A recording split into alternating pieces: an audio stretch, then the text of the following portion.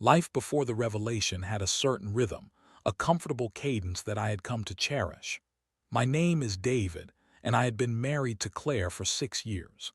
Claire was the light of my life, a woman whose laughter could fill a room and whose smile could chase away the darkest clouds. We had built a life together, filled with shared dreams and plans for the future. Our weekends were filled with cozy movie nights, cooking together in our small but welcoming kitchen, and the occasional trip to the local park where we would stroll hand in hand, our fingers interlaced like the roots of a sturdy tree. It was during one of those seemingly perfect evenings, under a sky painted with stars, that I felt an overwhelming sense of trust in her. I remember sitting on our porch, sipping wine, and watching her animatedly recount a story from her day.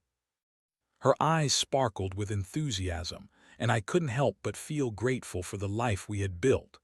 In those moments, I believed in the strength of our bond, trusting her completely, convinced that our love was unshakable. But as I would come to learn sometimes, the most vibrant colors can hide the darkest shadows.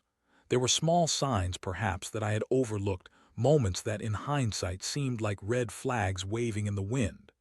A late-night text that she dismissed too quickly, a sudden interest in magic shows she had never mentioned before, and an odd sense of distance that had begun to creep into our conversations. I brushed them off. After all, life was busy, and we all had our moments of distraction. I convinced myself that Claire was simply caught up in her work, perhaps even looking for new hobbies to explore. But now, looking back, I realize I was blind to the truth lurking just beneath the surface. How could I have known that the very thing I cherished most would soon become the source of my greatest pain? That trust I had built, brick by brick, was about to come crashing down, leaving me in a heap of confusion and despair. As I settled into my routine, I had no idea that the magic in my life was about to take a dark turn. The illusion of our perfect marriage was about to be shattered, and the only trick Claire's new lover performed was making her clothes and my trust disappear. The day that would change everything began like any other. I was at work, going through the motions of my mundane tasks, when I received a call from a friend who had seen Claire with someone else. The words he spoke were like a punch to the gut, each syllable echoing in my mind as I struggled to process the betrayal. "David, I think you need to know something," he said, hesitating as if he were afraid of the truth he was about to reveal. I saw Claire with a magician.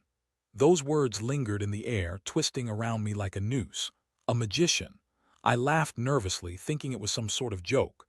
But as he recounted the details, how they had been seen together multiple times, how they had laughed and shared intimate moments, I felt the world tilt beneath my feet. I hung up the phone, my heart racing as disbelief morphed into a gnawing sense of dread. It was as if the ground had opened up beneath me and I was falling into an abyss of uncertainty. I had to know the truth. I had to confront Claire. The drive home was a blur, my mind racing with thoughts of betrayal. How could she? The woman I loved, my partner, my confidant, involved with someone who made a living deceiving people. It felt surreal, as if I were caught in a twisted magic trick where the punchline was my shattered heart. As I pulled into the driveway, a wave of nausea washed over me. The house, our home, felt foreign, as if it were taunting me with memories of happier times. I stepped inside, the air thick with tension, and there she was, Claire, sitting on the couch, blissfully unaware of the storm brewing within me. "Hey babe, how was your day?" she asked, her voice light and cheerful. At that moment I could hardly breathe. The illusion of our life together hung in the air like a fragile thread ready to snap. I took a deep breath, steeling myself for the confrontation that awaited. I had to know if the magic was real or if it was all just an illusion. "Claire," I said, my voice trembling slightly as I stepped into the living room. She turned to me, her smile fading as she sensed something was off. "We need to talk." The air thickened and I could see the confusion in her eyes. I took a moment, gathering my thoughts, trying to find the right words. But how do you confront someone you love about something so gut-wrenchingly painful? How do you articulate the chaos swirling in your heart? "Is everything okay?" she asked, her brow furrowing in concern. I swallowed hard, my pulse pounding in my ears. "I heard something today, something about you." The words felt heavy on my tongue, each syllable a weight that threatened to drag me under. I heard you've been seeing a magician. The silence that followed was deafening. Claire's expression shifted from confusion to a mixture of surprise and defensiveness. What do you mean? She asked, her voice barely above a whisper. I felt the anger rise within me, hot and consuming. I mean, I heard you've been with someone else. A magician. How long has this been going on, Claire? Her eyes darted away, and I could see the gears turning in her mind, calculating her response. The moment felt surreal, like a scene from a bad movie where the protagonist confronts the villain. I wanted to scream, to shake her until she told me the truth, but all I could do was stand there, feeling like a fool. I can explain, she stammered, her voice shaky. It's not what you think. A bitter laugh escaped my lips. Not what I think. You're cheating on me with a magician. What else could it be? Claire's face crumpled, and for a fleeting moment I saw a flicker of guilt cross her features. David, please, it's complicated. I didn't mean for it to happen. It just did. That's when the anger morphed into a crushing sense of betrayal. Complicated. I spat, my voice rising. You're in love with a man who pulls rabbits out of hats. What's complicated about that? Tears welled in her eyes, and I felt a pang of sympathy mixed with rage. I didn't mean to hurt you, she said, her voice breaking. It was just supposed to be fun. I didn't think it would go this far. Fun. The word echoed in my mind, a cruel reminder of the trust we had built together. Fun. You think cheating on your husband is fun? I shook my head, trying to comprehend how she could justify her actions. What about our plans, our life together? I know, she pleaded, rising from the couch and reaching for my hand. I pulled away, feeling as if I had been burned. I just got caught up in the excitement. He made me feel alive again, David. You have to understand. I interrupted, my voice rising again. You think I can understand this? You think I can just accept that you've been living a double life while I've been here, trusting you? Claire's shoulders slumped, and for the first time I saw the cracks in her facade. I'm so sorry, she whispered, her voice barely audible. I never wanted to hurt you. But those words felt hollow, empty promises that meant nothing in the face of the betrayal. I had trusted her implicitly, and now that trust lay in tatters at my feet. I felt the walls of my heart hardening brick by brick as the reality of the situation sank in. Who is he? I demanded, my voice strained. What's his name? Claire hesitated, and I could see the internal struggle playing out on her face. His name is Max, she finally admitted, her voice trembling. He's a magician who performs at events around town. I met him at a friend's party and it just happened. A magician. The irony was almost too much to bear.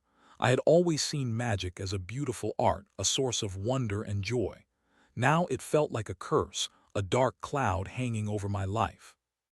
You let him into our life, Claire, I said, my voice low and steady, though my heart was racing. You let him into our home. I didn't think it would mean anything, she said, tears streaming down her cheeks. But it did, and I'm so sorry.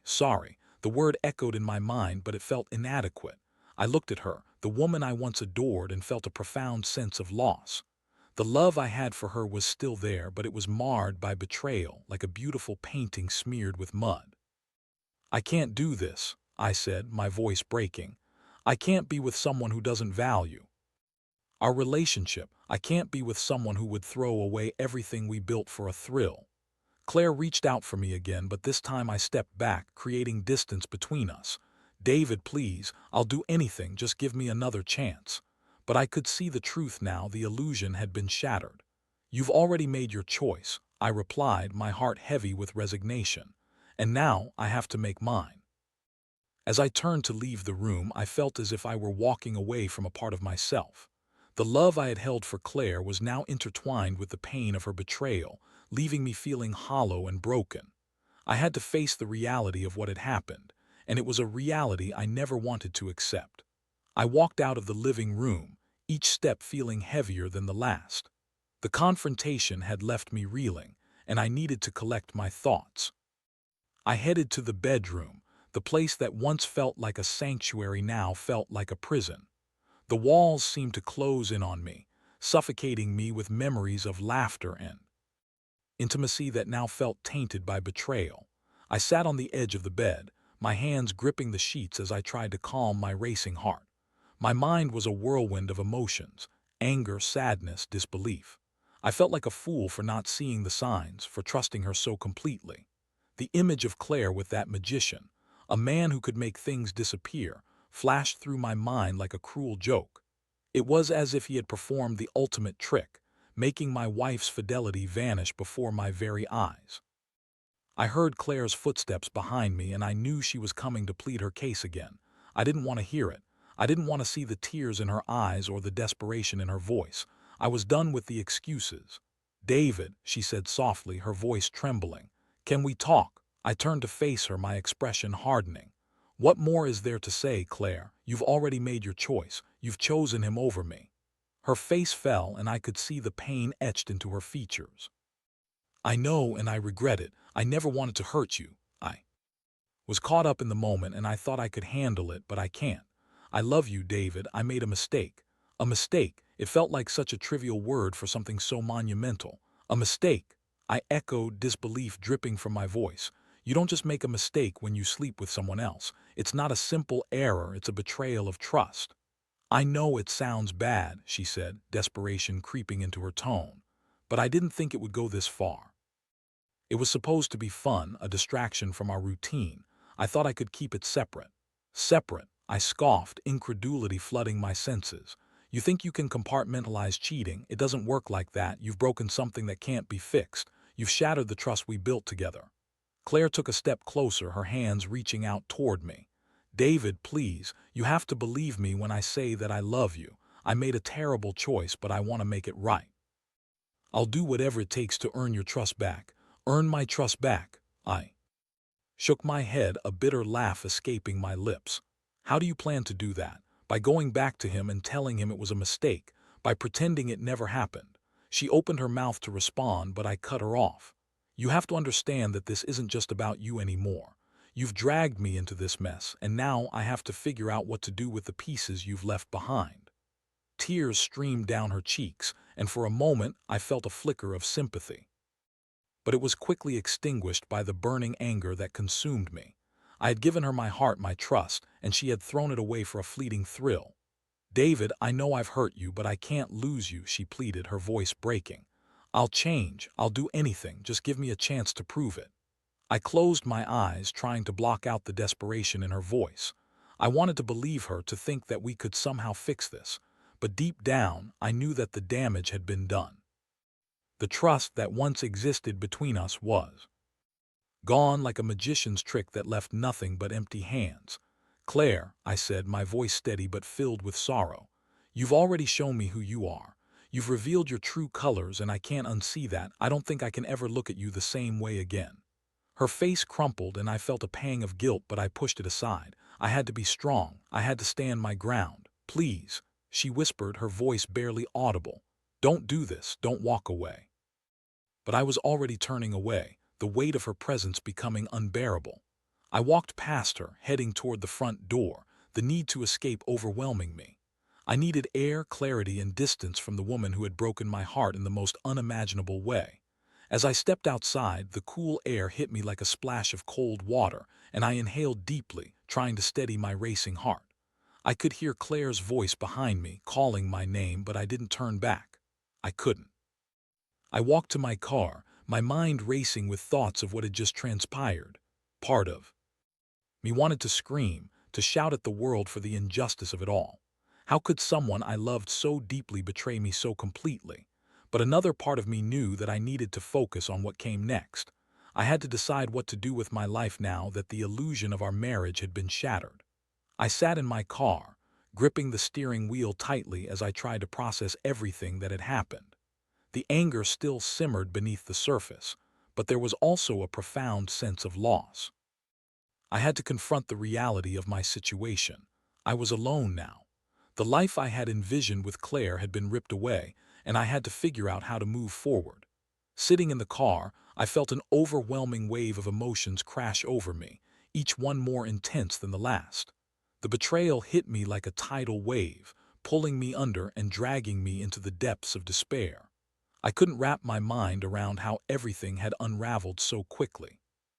Just hours ago, I had been a husband blissfully unaware of the chaos brewing beneath the surface, and now I was left with nothing but questions and heartache. As I sat there, I couldn't help but reflect on our relationship, replaying moments in my mind like a film on repeat. I remembered our first dates, the nervous laughter, the way she looked at me like I was the only person in the room. I thought of the countless nights we spent talking about our dreams, our hopes for the future, and the life we wanted to build together. We had shared so much intimacy, laughter, and love. It was hard to reconcile those memories with the reality of her betrayal. But as I sifted through the memories, I began to see the cracks that had formed in our seemingly perfect life.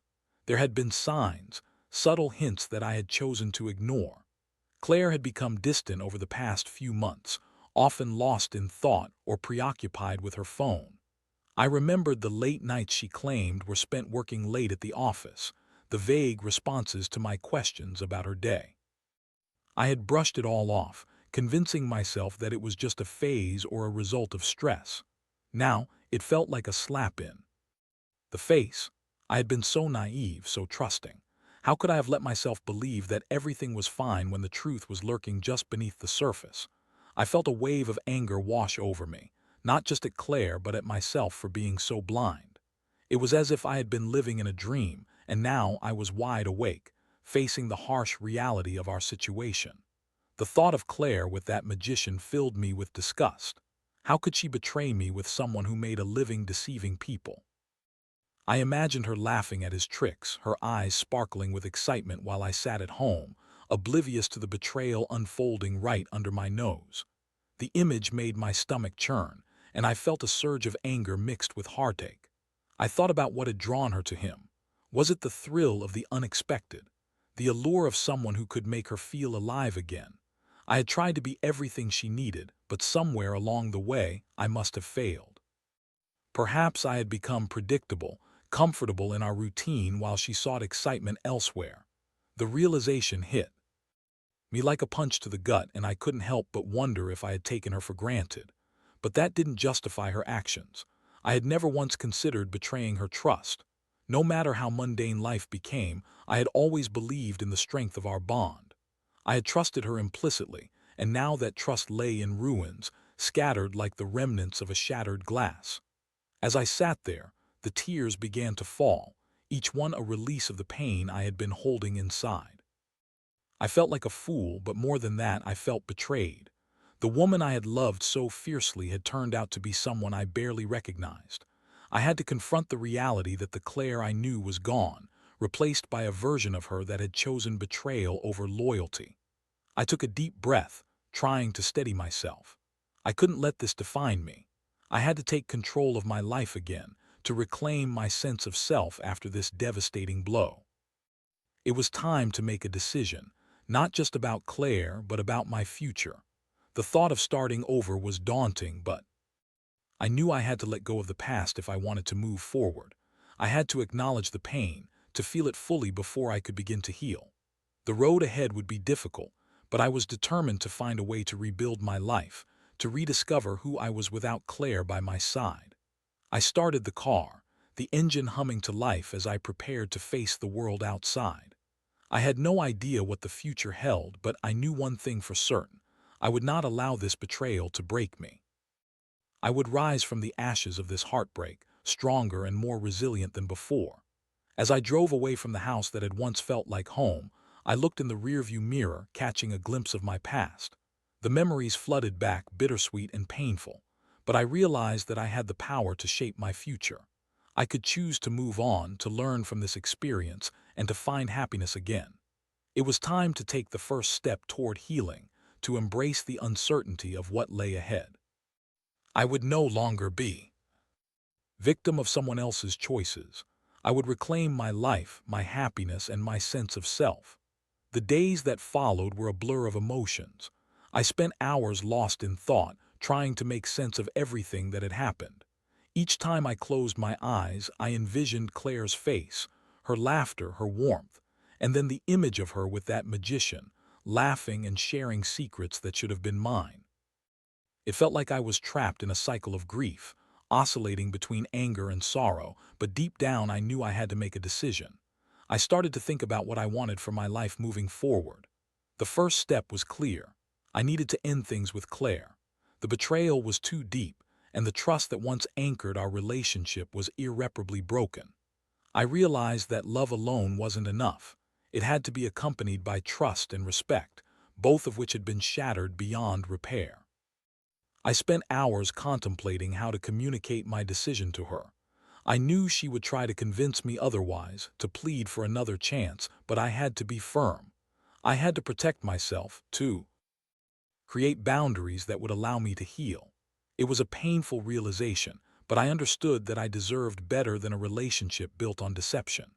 One evening, as I sat on my couch staring blankly at the walls, I picked up my phone and scrolled through old pictures of us. There were countless memories of happy moments, birthdays, vacations, spontaneous adventures. But each picture now felt like a dagger in my heart, a reminder of what I had lost. I took a deep breath and put the phone down. I had to let go. The following day, I invited Claire over to talk. I chose a neutral location, a coffee shop down the street from our home, hoping that the change in environment would help ease the tension. As I waited for her to arrive, I felt my stomach knot with anxiety. I had rehearsed what I wanted to say countless times, but now that the moment was upon me, I felt a wave of uncertainty wash over me. When Claire walked in, I noticed the way her eyes scanned the room until they landed on me. There was a flicker of hope in her gaze, and for a moment I felt a pang of guilt, but I quickly reminded myself that this was about me and my future. I had to be strong. "Hey," she said, sliding into the chair opposite me. Her voice was soft, almost tentative. "Hey," I replied, forcing a smile that didn't quite reach my eyes. "Thanks for coming." She nodded, her expression shifting slightly, as if she sensed the gravity of the conversation we were about to have. I took a deep breath, steadying myself for what I needed to say. "Claire, I've been doing a lot of thinking," I began, my voice steady but firm. "About us, about everything that happened." Her eyes widened and I could see the anxiety creeping in. "David," I held up a hand to stop her. "Please let me finish. I need you to hear me out." She nodded, biting her lip as she sat back in her chair, the tension palpable between us. "Okay. I can't pretend that what happened didn't happen. You've hurt me in a way that's hard to describe, and I don't think I can ever get past it. I've tried to rationalize it, to understand how we got here, but the truth is I feel betrayed. I feel like I don't even know you anymore." Tears welled in her eyes and I felt my heart ache for her, but I pushed through. "I need to let you go, Claire. I need to focus on myself, to heal from this. I can't be in a relationship where trust has been broken. I deserve more than that." Her face crumpled and she shook her head, tears spilling down her cheeks. "David, please, I can fix this. I'll do anything you ask. Just give me another chance." I closed my eyes for a moment, feeling the weight of her plea, but I couldn't let it sway me. "You've already made your choice, Claire. I can't keep going back to a place where I feel like I'm not enough. I can't live with the fear that you might betray me again." She looked at me, her expression a mixture of desperation and heartbreak. "I'm so sorry. I never meant to hurt you. I thought it was just a fling, something to fill a void. I love you, David. I really do. I know you do." I replied softly, my heart heavy. "But love isn't enough without trust. I can't be with someone who has broken that trust so completely. I have to take care of myself now." Claire's sobs filled the space between us and it felt like a dagger to my heart. I wanted to comfort her, to tell her that everything would be okay, but I knew it wouldn't, not for us. "Please," she begged, her voice trembling. "I'll change, I promise. Just give me one more chance." I shook my head, feeling the tears prick at the corners of my own eyes. "I'm sorry, Claire. I have to move on. I wish you all the best, but I can't be a part of your life anymore." It felt like a weight had lifted off my shoulders, but it was also a heavy burden to bear. I watched as she processed my words, the realization dawning on her that this was truly the end of our relationship. The woman I had loved so deeply was now just a memory, a chapter in my life that had come to an abrupt and painful close. As I stood to leave, I felt a mixture of sadness and relief. I was finally taking control of my life, reclaiming my happiness after everything that had happened. It was time to focus on myself, to heal and grow from this experience. I would rebuild my life, brick by brick, and I was determined to come out stronger. As I walked away from that coffee shop, I felt the weight of the world on my shoulders, but I also felt a flicker of hope. I was ready to embrace the uncertainty of the future, to explore the possibilities that lay ahead. I was ready to rediscover who I was, free from the shadows of betrayal. The days turned into weeks, and as the initial shock of the breakup faded, I began to find my footing again. The ache in my chest gradually transformed into a sense of liberation. It was as if I had been trapped in a cage, and now the door had swung wide open, allowing me to step into the light and breathe deeply for the first time in months. I began to realize that this was an opportunity for growth, a chance to rediscover who I was outside of my relationship. With Claire, I filled my days with activities that brought me joy and fulfillment. I reconnected with old friends whom I had neglected, and we spent countless evenings laughing and reminiscing about the good times we had shared. I took up running, finding solace in the rhythm of my feet pounding against the pavement as I pushed myself to go further each day. It was a cathartic release, a way to channel my emotions into something productive and positive. I also began to explore new interests, diving into hobbies I had always wanted to try but never had the time for. I enrolled in a cooking class, where I learned to create dishes I had only dreamed of making. The kitchen became my sanctuary, a place where I could experiment and find joy in the process of creation. I discovered a passion for photography, capturing moments of beauty in the world around me. Each click of the shutter felt like a step toward reclaiming my identity. As I moved forward, I also took the time to reflect on the lessons I had learned from my relationship with Claire. I realized that while love is powerful, it must be rooted in trust and mutual respect. I had given so much of myself to her, and in doing so, I had lost sight of my own needs and boundaries. This experience taught me the importance of self-love and the necessity of prioritizing my own well-being. In the quiet moments, I still felt a pang of sadness when I thought about what had transpired. I missed the person I had fallen in love with, the woman who had once filled my life with laughter and light. But I also recognized that the relationship we had was not the reality I had imagined. It was a facade, a beautiful illusion that had masked deeper issues. I had to let go of the idealized version of Claire and accept the truth of who she had become. Eventually, I sought professional help to process my feelings more deeply. Therapy became a valuable resource as I worked through my emotions, learning to navigate the complex landscape of heartbreak. My therapist helped me understand that healing is not a linear process. It ebbs and flows like the tide. There were days when I felt strong and empowered, and others when the weight of my past would crash over me like a wave. But through it all, I learned to be gentle with myself, to allow space for healing. As time passed, I began to ponder the future. I felt a stirring within me, a desire to open my heart again one day. While I wasn't ready to date yet, I embraced the possibility that love could find me again when the time was right. I understood that my experience with Claire, painful as it was, had equipped me with valuable insights about myself and what I truly wanted in a partner. One afternoon, as I walked through a local park, the sun shining down and the air filled with the scent of blooming flowers, I felt a sense of peace wash over me. I paused, taking a moment to reflect on how far I had come. The journey had been difficult, but I had emerged stronger, more resilient, and ready to embrace whatever life had in store for me. I realized that I could not change the past, but I could shape my future.